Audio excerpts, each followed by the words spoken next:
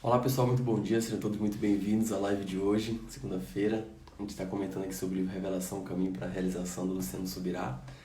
A gente está no capítulo 5, que é titulado O Poder da Autoimagem. A gente já comentou alguns temas e agora a gente está no tema Evite os Extremos. É um tema muito importante que vai dar um entendimento que vai te proteger a respeito de como a gente pode se enxergar para ir muito além do que a gente deveria e para não ficar nunca abaixo daquilo que a gente pode realizar em Deus. Então você está preparado? Então vem comigo nessa live que a gente vai conversar muito mais sobre isso e enriquecer esse assunto. Olha só, o autor já começa deixando claro que uma autoimagem positiva, ela não pode ir de um senso de inferioridade para um de superioridade de uma forma instantânea. Então quer dizer, você perceber quem você é em Deus e a capacidade que Ele pode te dar para você ser uma pessoa transformada, capaz de realizar o sobrenatural, ela não pode fazer com que a sua cabeça se transforme em algo onde você se ache superior aos outros. Perfeito? Outro ponto interessante de a gente comentar aqui é que existem muitas pessoas que acabam passando por esse tipo de situação. Algumas delas, durante muito tempo da sua vida, acabaram se vendo como pessoas incapazes, como pessoas humildes, mas no fundo, enxergando menos de si e não sendo humildes, se desmerecendo, sendo depreciativas, e que quando perceberam que em Deus eles podem ser capacitados a realizar coisas extraordinárias, já sai de uma visão de inferioridade para uma de superioridade. Então, saiu de um extremo para o outro. Isso é complicado. Isso é delicado, isso pode comprometer toda a ação, porque não é assim que Deus quer que você se veja. Deus faz questão de que você perceba a limitação que você tem justamente para gerar essa dependência dele. Beleza. A outra coisa que eu quero deixar claro aqui, olha só, a autoimagem correta, ela não vem da gente enxergar as capacidades, as habilidades que a gente tem, e sim da percepção dos recursos que Deus tem para trabalhar em nós, ainda que nós permanecemos cientes das nossas limitações. Tá fazendo sentido para você? Perfeito. Olha só, o que o Senhor, na verdade, Ele quer fazer? Ele não quer que a gente ignore as nossas fraquezas. Não é chegando a revelação de que a gente pode ser capacitado a realizar muito mais, que é para pegar nossas fraquezas e dizer elas não existem, agora eu sou o que Deus está botando aqui de capacitação para mim. Não, elas precisam ser percebidas.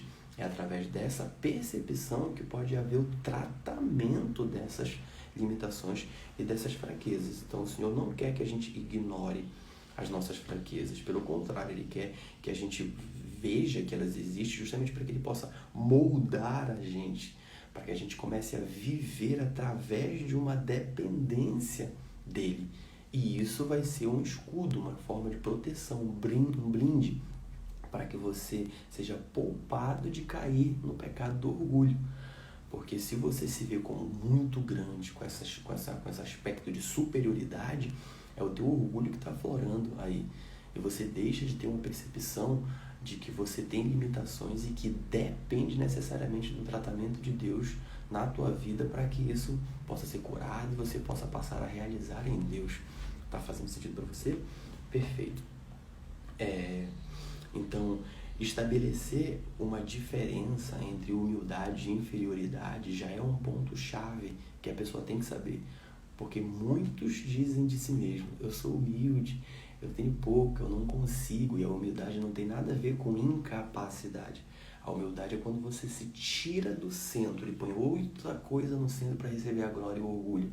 No caso, Deus. Paulo fazia isso muito bem. Eu realizei feitos extraordinários, mas não eu. A graça de Deus comigo. Ele sempre saía do centro e botava Deus. Quer dizer, ele não se via pequeno, ele se via, eu fiz coisas extraordinárias. Nossa, não parece ser humilde. Na mesma hora ele falava, mas não eu. A graça de Deus comigo foi ela que me capacitou a fazer tudo isso. Então ele tira dali ele do centro, então ele passa a não ser prepotente, a não pensar mais nele. E isso é um diferencial de ser depreciativo e ser humilde, tem que ter muita atenção com isso. Perfeito. Então, esse entendimento de inferioridade e humildade, ele tem que ser muito, muito, muito claro porque todos nós deveremos estar sob o comissionamento de Deus, mas nem todos estamos sob o comissionamento de Deus, porque a gente acha que através da força do nosso próprio braço a gente vai poder realizar as coisas.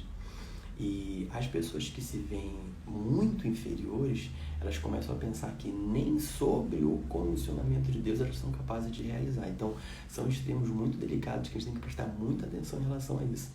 Por exemplo, eu sou capaz demais, então eu sou superior, prepotente.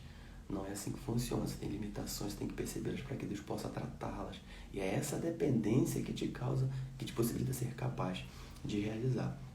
Perfeito. Enquanto a partir do outro lado lá, tem as pessoas que se veem como humildes, mas na verdade são depreciativas, se veem como inferior às outras, e elas percebem que isso é tão forte nelas que nem com a capacitação divina elas conseguem aceitar que elas possam realizar, entende? Então, isso são pontos extremos delicados que precisam ser prestados. Você não consegue, você é assim, calma.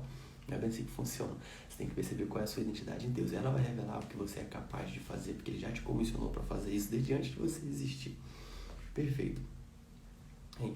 Algo diferenciado feito... Algo que foi feito, algo muito diferenciado, feito pelos personagens da Bíblia, sempre foi feito por pessoas que se viram diferentes dos demais. Então, quer dizer, você vê um feito extraordinário acontecendo na Bíblia, diferenciado, feito para Deus, via de regra, todas as pessoas, elas se viam diferentes das demais pessoas. Na live anterior eu falei dos espias, por exemplo. Os 2 espias, Josué e Caleb, se viam diferentes. Eles falaram, nós estamos com Deus, nós somos poderosos, nós vamos comer os gigantes como pão. Eles se viam dessa forma. Os outros, nós somos pequenininhos demais, incapazes de derrotar gigantes, porque nós somos gafanhotos. Então, quem foi que realizou um feito extraordinário? Quem foi que tomou posse da terra prometida pelo próprio Deus? Toda aquela trajetória com Moisés, somente Moisés e Caleb. Então, eles fizeram um feito extraordinário, diferenciado. Justamente por quê, Júnior? Porque eles se viam de forma diferente dos demais. Tá fazendo sentido? Perfeito. Olha só, tem um exemplo bem legal aqui, que é o caso de Saul. Lembra que na época em que o gigante Golias veio para confrontar o povo de Deus, era a época em que Saul era o governante. Então, Saul, fisicamente, era o maior dentre todos os homens que tinham lá. E Saul, a palavra diz que a partir dos ombros ele era visto maior do que todos os outros, ele se sobressaía sobre todos os outros. Quer dizer, ele não era um gigante, mas dentre o povo que ia combater o gigante, ele era o maior de todos, que se sobressaía de uma forma bem diferenciada. E qual foi o papel dele diante de Golias lá afrontando o povo de Deus? Ele ficou parado, ele ficou congelado de medo. Então o que aconteceu ali? Ele se via como uma pessoa que não estava apta para o combate. Ele não se via apto para o combate. Isso foi uma autoimagem, foi o que ele percebeu dele. Então ele focou o quê? Na limitação, na diminuição de quem ele era. Já não conseguiu olhar para Deus e dizer, eu estou contigo, e em ti eu sou forte. Então, quando ele se vê em Deus, ele vê algo diferenciado. Mas quando ele se vê somente em si, ele vai ver sempre algo menor do que ele realmente é em relação à sua identidade para com Deus. Está fazendo sentido? E a gente percebe esse contraste no mesmo momento com o decorrer dos versículos. Saul era o maior de todos, dentre os filisteus. E a gente sabe que naquele tempo, que a guerra era lutado, combate com espadas, quanto maior o homem, maior envergadura, maior o braço, logo o maior poder de combate teria. Então, dentre o exército todo, a maior arma que existia ali era Saul, poderosa, forte, diferenciada fisicamente. Mas como ele estava se vendo? Ele estava se vendo como alguém não apto para o combate com o gigante. Ele se viu parado, congelado, nada fazia, não enfrentava. O gigante falava lá, quem é que vai me enfrentar? Brincava com a cara deles e ele lá calado, sem fazer nada, congelado, com medo, porque ele estava se vendo de forma diferente de como Deus o capacitou para ser. Mas por outro lado, já Davi já tinha uma visão correta daquilo que poderia realizar em Deus. Isso é um diferencial. Davi era muito menor, muito mais fraco, sem experiência nenhuma de guerra. Quer dizer, pensa num extremo de alta qualidade em relação a estar apto para o combate, seria Saul. Agora pensa no outro extremo que com certeza não estaria apto para o combate, seria Davi. Guerreiro, pastor, armado com as suas espadas e armaduras. Davi só com a roupa e chinela. Treinado, capacitado, habilidoso com espadas. Davi tinha uma baladeira e uma pedra, só cuidava de ovelha. Olha o diferencial disso. Tá entendendo como o contraste era muito grande? Só que Davi, se fosse olhar somente para esses extremos, ia dizer, eu não sou capaz. Quem é capaz é Saul. Só que Davi não se via dessa forma. Davi, eu repito exatamente, tinha uma visão correta daquilo que poderia realizar em Deus. E isso deu um diferencial total para a história. Faço questão de ler na íntegra aqui um pedaço que fala essa parte onde está ocorrendo todo esse enredo, que está em Salmos 18, 29. Isso? Não, está em Samuel 17, em Samuel 17, 45. Cadê? Vamos ver onde é que está Samuel 17, 45. Está aqui, Samuel 17, 45. Davi, porém, disse aos filisteus, você vem contra mim com espada, com lança e com escudo. Eu, porém, vou contra você em nome do Senhor dos Exércitos, o Deus dos exércitos de Israel, a quem você afrontou. Então, olha o diferencial. Saul olhava para si próprio, via toda a capacidade que tinha de envergadura, de força, de tamanho, de porte físico, de armas, de habilidade com as armas, armadura. Era o comandante à frente de todos. Tinha tudo isso ao redor dele, mas ele se via como um fraco, como uma pessoa incapaz de realizar o combate. Já Davi, de forma diferenciada, dizia o quê? Você pode vir com espadas, você pode vir com escudo e armaduras para cima de mim, e eu vou contra você em nome do Deus dos exércitos. Tá vendo o diferencial disso? Eu não vou contra você com as minhas espadas, com a minha habilidade. Ele não fala com a minha mira poderosa, com a minha força, com a minha arma, com nada. Ele fala somente, eu vou contra você em nome de Deus. Então, ele estava dizendo que a partir dali o que iria acontecer não estava sob o domínio dele, não seria algo natural. Seria por conta de Deus, então seria algo sobrenatural. Tá fazendo sentido? Perfeito. Existem muitas pessoas que dizem, Davi derrotou Golias com uma funda e com uma pedra. E se a gente for prestar atenção, não foi com isso que ele derrotou. Ele derrotou com a vontade de Deus. Ele derrotou o Golias porque justamente ele ia contra Golias em nome do Senhor dos Exércitos, que é o que ele afirma, é o que ele diz, eu vou contra você em nome do Senhor dos Exércitos. Ele não fala, eu vou contra você com uma pedra e uma funda. Então, o que fez ele derrotar foi o fato dele ir em nome do Senhor, não foi a arma que ele utilizou. Perfeito. E isso quer dizer o quê? Que ele não confiava nas suas próprias mãos, e sim que Deus estaria com ele para fazer o sobrenatural. Porque assim, qualquer pessoa que olha não precisa ser especialista em combate. Se tu olha para uns gigantes com armadura, uma espada gigantesca, um escudo, altamente treinado em combate, contra um garoto, pastor de ovelhas que nunca treinou, sem arma, sem nada, em quem você apostaria?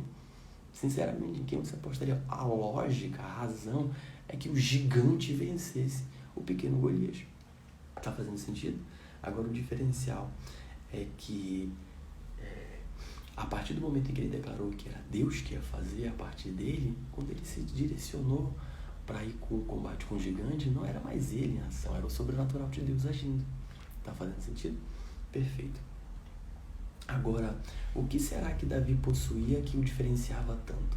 O que será que ele tinha que tirava ele da escala dos demais e fazia com que ele se visse de forma diferente? Será que é interessante que a gente saiba? Perfeito, eu separei aqui que tem uma passagem na própria Bíblia que diz exatamente como ele se via. Eu vou ler, está em Salmo 18, capítulo 29 a 35. Capítulo 29 a 35, tá aqui, ó. Davi, a pergunta é exatamente assim: o que Davi possuía que o diferenciava tanto? Que determinação era essa que levava a destacar-se nas batalhas? Vamos ver. Pois comigo, Salmo 18, 29 a 35, pois comigo posso atacar exércitos, pois contigo posso atacar exércitos. Com o meu Senhor salto muralhas, o caminho de Deus é perfeito, a palavra do Senhor é confiável, ele é escudo para todos os que nele se refugiam. Pois quem é Deus além do Senhor? E quem é rochedo a não ser o nosso Deus? O Deus que me revestiu de força e aperfeiçoou o meu caminho. Ele deu aos meus pés a ligeireza das corças e me firmou nas minhas alturas. Ele treinou as minhas mãos para o combate. Olha o diferencial. Então, quem é o gigante perto de uma pessoa, seja ela qual for, que foi treinada para o combate por Deus, para servir a sua própria vontade? Pode ser qualquer pessoa lá do outro lado, pode ser os Vingadores lá do outro lado, pode estar o Thor, o Hulk, o Homem de Ferro, todo mundo lá do outro lado. Mas se for uma pessoa, seja ela qual for, incapaz como for um pastorzinho de ovelha pequenininho que nunca combateu ninguém, se ele for treinado por Deus, quem será contra ele? Quem será capaz de combatê-lo? Tá fazendo sentido? A importância que você tem em você saber a sua autoimagem e começar a exercer coisas em compatibilidade com a autoimagem que você tem. Esse é diferenciado. Mas a autoimagem tem que ser em Deus, cara. E ele continua. Ele treinou minhas mãos para o combate, tanto que os meus braços vergaram um arco de bronze. Também me deste o escudo da tua salvação, a tua mão direita me susteve, a tua clemência me engrandeceu. Olha o diferenciado. Então, por que Davi era tão diferenciado? Porque era assim que ele se via. Ele se via diferente dos demais. Não que ele fosse melhor que os demais, é que os demais não se viam como ele se via. Tá fazendo sentido para você? E lembra de quando eu comecei a falar sobre isso? Feitos diferenciados para Deus, via de regra, foram cometidos por pessoas que se viam de forma diferente dos demais. Não por se acharem melhor que eles, mas porque eles não se viam como essa pessoa se via em Deus, diferenciada, capacitada através dele. Mas claro, sem deixar de perceber as suas limitações. Eu, por si só, sou falho e incapaz, mas eu, com Deus, eu sou uma pessoa capacitada a realizar a sua vontade e feitos extraordinários, sobrenaturais. Tá fazendo sentido? Então vamos continuar aqui pra gente finalizar. Tem mais uma passagem aqui que eu vou ler para você para testar isso, mas é que o grande diferencial de Davi com tudo isso que eu acabei de ler é que Davi nunca se via sozinho. Ele sempre declarava que o Senhor estava ao seu lado e o fortalecia. Então, esse diferencial o colocava em outro patamar em relação às pessoas que não se viam dessa forma. E esse patamar o capacitava a realizar coisas sobrenaturais. Como, por exemplo, derrotar um gigante armado, experiente em combate, simplesmente com uma pedra e uma baladeira. Tá fazendo sentido para você? Quem foi que fez isso? Foi Deus, não fez Davi. Deus fez através de Davi, apesar das suas limitações. Tá fazendo sentido? Beleza. Eu vou ler aqui a passagem que atesta ainda mais essa verdade. Está no Salmo 144.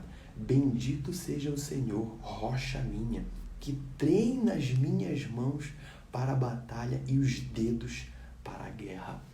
Então, olha o diferencial. Ele não diz, eu sou muito bom. Em contrapartida, ele poderia dizer, com foco nele, eu não sou muito bom. Lembra dos dois extremos, que é o assunto em questão? Evite os extremos. Eu sou muito bom. É o exemplo ali, extremo da prepotência. Eu não sou nada bom. É o exemplo ali da inferioridade. Como que tem que estar? O meio termo. Como é o meio termo? Eu primeiro ponho assim, ó. Eu tenho limitações e dependo do meu Deus. E Deus me capacita e com Ele eu posso realizar tudo. Esse é o diferencial. O que foi que Saul fez, por exemplo? Olhou para ele e não conseguiu se ver como eu posso tudo na prepotência. Ele viu o outro extremo. Eu não posso. Eu sou pequeno, eu não consigo enfrentar, eu não estou apto para a batalha contra o gigante. Tá fazendo sentido o quanto que você se enxergar nos extremos impede a realização do teu chamado, do teu propósito, da vontade de Deus que Ele quer que você realize na sua vida? Bom dia, Raimundo, tudo bem? Um grande abraço, meu amigo. Uma semana abençoada para você também, tamo junto. Você conseguiu perceber o diferencial? Então evite os extremos. A prepotência vai sabotar porque você vai estar no pecado do orgulho. E a inferioridade vai te sabotar porque vai te travar a realizar os planos de Deus. Saúl foi um exemplo desse.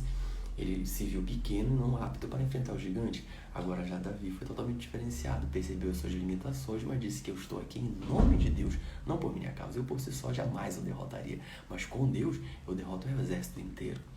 Esse foi o grande diferencial. Perfeito. E lembra que a palavra de Deus diz que Deus achou Davi. Deus achou Davi alguém que fosse capacitado a realizar a sua vontade. Aqui, acho que está bem aqui, ó. Isso está aqui, ó. Livro do Autor, Coríntios 16, Atos 13, está aqui, ó. E, tendo tirado Saul, levantou-lhe o rei Davi, do qual também, dando testemunho, disse: achei Davi, filho de Jessé, homem segundo o meu coração, que fará toda a minha vontade. O que é o diferencial desse achei Davi? Isso quer deixar claro alguma coisa, que Deus está buscando por pessoas. Se ele está dizendo achei Davi, é porque ele estava procurando, ele estava buscando pessoas. Se você for prestar atenção, eu vou lá em 2 Coríntios 16 a 9, ele fala algo bem interessante a respeito disso. Ele diz assim, ó: os olhos do Senhor passam por toda a terra para mostrar sua força àqueles cujo coração é inteiramente dedicado a Ele. Então, quer dizer, Deus está procurando pessoas para mostrar a força que Ele tem, mas essas pessoas, para quem Ele vai mostrar, são aquelas pessoas que têm o coração inteiramente voltado para Deus. E Deus mesmo afirma: esse cara aí, Davi, é um homem segundo o meu coração. Logo, a minha força está com ele. E Davi mesmo afirma: a força de Deus está comigo. É Ele que me capacita, é Ele que tem nos meus braços, Ele que me dá força para derrotar e vencer as guerras. Tá fazendo sentido para você? Perfeito. Então, quem seriam essas pessoas? Quem Deus está procurando? Seriam pessoas que têm um coração íntegro e que são capazes de se ver de uma forma diferente dos demais. Ele quer uma pessoa íntegra de coração para poder revelar toda a força dele para essa pessoa e que essa pessoa possa ser capaz de realizar a sua vontade. E essa pessoa é aquela pessoa que tem uma autoimagem correta diante de Deus. É aquela pessoa que tem uma autoimagem correta para o Senhor.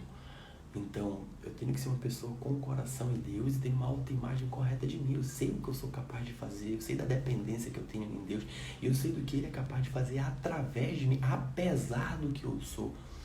Então, quando você tem uma pessoa que tem um coração íntegro e que busca se identificar com base no que Deus vê de si, vê da pessoa, isso é totalmente diferencial. Isso é um prato cheio, isso é o filé mignon que Deus quer para fazer com que a ação dele seja realizada, para a capacitação da graça venha para a vida dessa pessoa. E através dessa perspectiva de que a gente precisa ter um coração íntegro em Deus, que a gente precisa ter uma autoimagem, que a gente se veja da forma correta diante do Pai, é essa pessoa que ele está procurando para capacitar e exercer coisas sobrenaturais segundo a sua vontade. Então, nesse momento eu oro, eu peço, eu rogo a Deus para que nós possamos também dispor a sermos resposta a essa procura divina. Porque os olhos dele passam por toda a terra para que ele possa mostrar a força dele para as pessoas. Essas pessoas precisam ser íntegras e ter uma autoimagem coerente com aquilo que ele vê. Então, que nós possamos corresponder a esse chamado, a essa procura de Deus, para que assim possamos dar uma resposta a essa procura divina. Agora, para a gente finalizar, eu queria só levantar uma bandeira de cuidado, de atenção. Uma atenção diferenciada que não é aquilo que a gente escolhe afirmar positivamente sobre nós que vai definir quem nós somos. Isso é um perigo, porque isso acaba sendo uma mentira. Aquilo que Deus revela sobre nós é o que realmente nós somos. Nós afirmamos em cima da palavra de Deus. Nós confirmamos em cima da palavra de Deus. Uma coisa é dizer: eu sou top, eu sou maravilhoso, eu sou capaz, eu sou tudo. Mas isso é legal, isso é motivador, isso é positivo, isso é empoderador. Perfeito. Só que isso é mentiroso, porque a sua identidade está em Cristo, está em Deus. Então é Ele que revela o que você é capaz de fazer através da graça que Ele lhe comissiona. E é somente Ele que o define. Perfeito? Então não caia nessa de eu vou ser positivo, vou fazer frases afirmativas a meu respeito e automaticamente eu vou me transformar nessa pessoa que eu estou afirmando. Não é bem assim que funciona. É justamente o que Deus diz de você que é a realidade. E uma vez você revelado sobre quem Deus disse de você, você pode confirmar em cima da palavra dele. Porque lembra, a palavra dele é imutável, ela é real e verdadeira. E a fé na palavra dele se apoia no caráter dele, porque ele não mente.